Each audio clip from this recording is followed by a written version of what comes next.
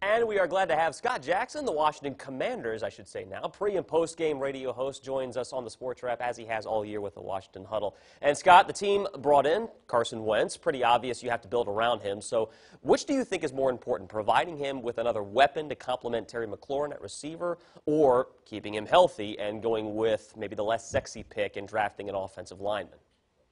Yeah, that's a good question. I think, they have some internal candidates to help with the offensive line. There's a guard position that's still up in the air. Clearly, I definitely think they're going to probably hit both in this draft. Just the question is it worth to do it on day one, or is it something you can handle in day two or three? And I think with the offensive line, maybe that's something that they handle in day three. I think the receiver more than likely is going to be either a day one or two thing that they take care of. Which position do you think the team should be most concerned with? The three that I know stand out are offensive line, receiver, and the defensive backfield.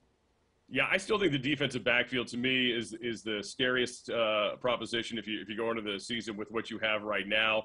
I think you need to get a ready-made player there. After they released Landon Collins, even though he was up and down at times, but he really was having a good year this year prior to that injury. Releasing him left a big hole in that defense. The Buffalo position, as Ron Rivera calls it, that's either going to be filled by a linebacker that's probably not on this roster right now, or a safety that's not on this roster right now. Kyle Hamilton's name out of Notre Dame comes up a lot.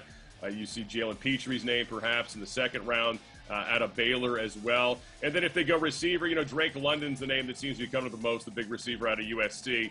So I think all those things are certainly in play here, but don't rule out Derek Stingley Jr. If he's on the board when they pick and say Hamilton and Drake London are gone and you're down to say the fourth receiver, to me, Stingley Jr. might be the best pick because obviously the raw talent there. I'm now officially promoting you to Commanders General Manager. The pick is yours. I've heard reports of the team going as a name that you've pointed out just now, the 6'4" safety Kyle Hamilton out of Notre Dame, really a top prospect, defensive back, maybe Zion Johnson, the big O lineman from Boston College available if he is at 11.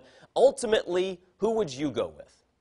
Well, look, if he's on the board, the comparisons I've heard are just too tempting to pass up, especially some of the age and the money that's involved in that secondary. If Derek Stingley Jr. is there, after he showed with that Liz Frank injury, he's passed it, ran under 4.4, says he can run faster than that. You saw the production as a freshman. Guy's kind of fearless. He's got that dog in him that you need in that defense, that secondary. Very confident player. I had a friend of mine, Fred Smoot, say he reminds him a little bit of Champ Bailey, and that was like, I'm sold. All right, let's go do it if that's the case. If he's there, I think he's the guy.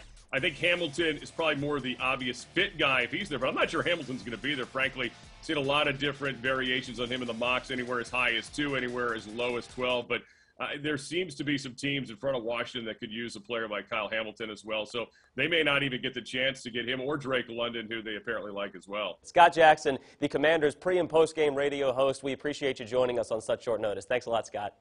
All right, thank you, Nathan. All right, there's your draft board for the Commanders. 11th overall, then 47th in the second round, thanks to that trade for Wentz. 4th, 6th, and 2 7th rounders. We'll see what happens when the draft gets started 8 o'clock on Thursday night.